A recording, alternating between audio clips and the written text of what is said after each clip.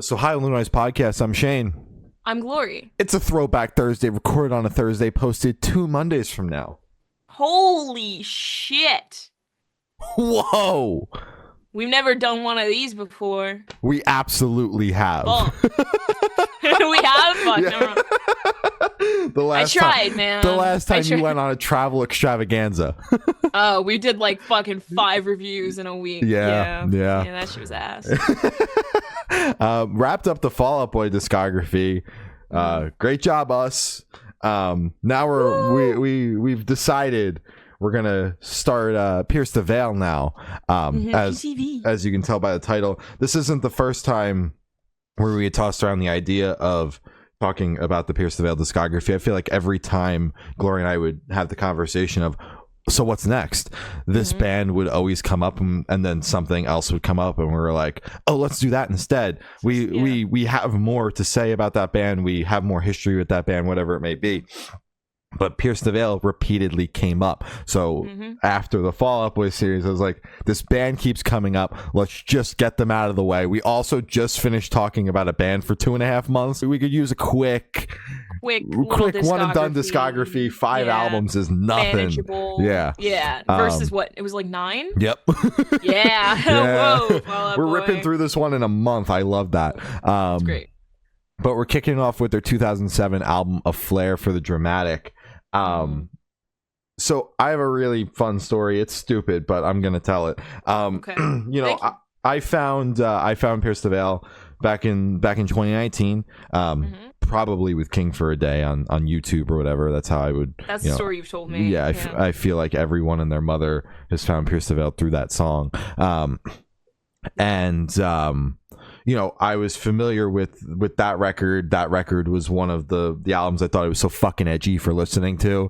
With one earbud in and Chemistry Clash trying to hide it. And there was a field day in 2019 where I was sitting in a circle with my friends talking and decided to listen to this album for the first time. Terrible idea. I hated it because I was listening to new music for the first time while also trying to socialize, because again, emo, have to have one earbud in even when socializing. At all times. Yes. I was so edgy and emo. So for the longest time, and I've spent more time with this record than I thought. I went back and looked at my Last FM stats like a fucking snob, and I spent more time with this record than I thought, but I have vivid memories of listening to it for the first time outside at field day in 2019, whatever, fucking sophomore year of high school, I guess, and hating it. And I thought that was just my perception of the record moving forward, because I listened to it for the first time the way you shouldn't listen to music ever, for the first time. Literally the opposite. The literal, like, the stimulation everywhere and trying to consume new music. Terrible idea. While trying to hold conversation. Do not recommend. So I decided, I made the very bold call to not recreate that scenario to listen to this record proper. As I said, I've spent time with it since then that I don't remember. I thought that I listened to the record one and done. My number stats tell me otherwise, but I listened to this record, finally giving it what I would call a proper listen, and I think it's solid. I think that there's standout moments on the record, but at the same time, I think it's very front loaded. It does tail off pretty hard, in my opinion, towards the end, especially like the last couple of songs.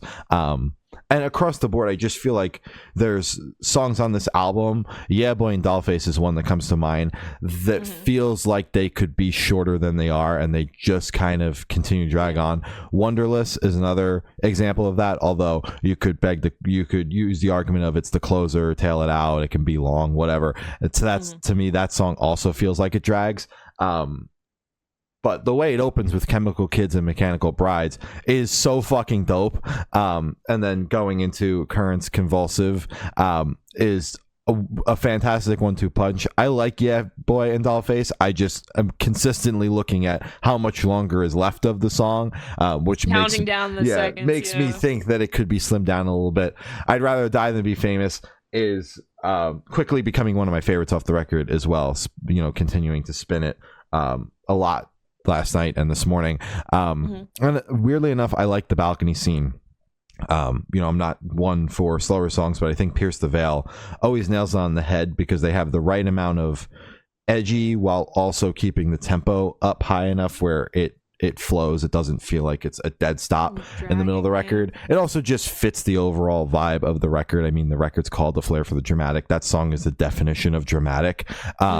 Yeah, that's fair. So I think it's fitting, that song. But my couple of gripes are just some of the songs feel like they're a little too long, and it's definitely front loaded. But it also came out in 2007 when CDs were the medium, and you got to front load it with the hits, and then the non-hits, the non-singles were at the tail end of the record. The deep cuts. Yeah, that's my one problem with most sequencing of albums from this time and before that, is that they were track listed with CDs in mind, which isn't always the best for the flow of the record. I'm not going to get super deep into the logistics of track listing during this. We could be here all day. But those are my two gripes. Other than that, I think the record is solid. It definitely lays the groundwork for the band, and I can see the groundwork being laid and then where it goes with Selfish Machines, because I've spent a shitload of time with the rest of the records, so I already know what's coming. But yeah, I think it's solid. That's it. It's not my favorite, but I don't hate it as much as I thought I did. I just have that weird memory attached to it. Yeah, that's good. I'm happy you didn't hate it. I'm happy you landed on. It's fine. Yeah. So this is actually my first listen to all of these songs. I was not familiar with a single track off of this record, which was, I can't say it's surprising, because I was never that big into Pierce the Veil. I knew the hits, and I kind of ended it there. I've always wanted to get into them, so I'm very happy that after many back and forths and picking like 3 other discographies to review over them a couple of times, we're finally landing on them. So yay, I have no excuse now. My first thought after finishing this record was, damn, has Pierce the Veil just been good since the beginning? That's very rare, because we just came from Fall Out Boy, and then before then, Bring Me the Horizon. And honestly, I mean, Bring Me the Horizon's debut record wasn't just different, bad. Yeah. But sound-wise, mixing, just overall, it garbled and just busy to hear. If they remastered it and redid it, beautiful, wonderful, but still not my genre. And then the first Fall Out Boy record, genuinely just terrible. It's something they released, and it's something you can listen to if you want to, but I wouldn't recommend it. But this record, specifically Pierce the Veil's A Flair for the Dramatic, I think is absolutely incredible. I think just start to finish, it doesn't stop. I completely agree with you. The balcony scene, even though it is kind of the slower track off the record, it does not slow down, and it doesn't like kind of jolt the record to kind of like, wait, everyone, we're gonna be slow for a second, and then we're gonna randomly pick it up afterwards.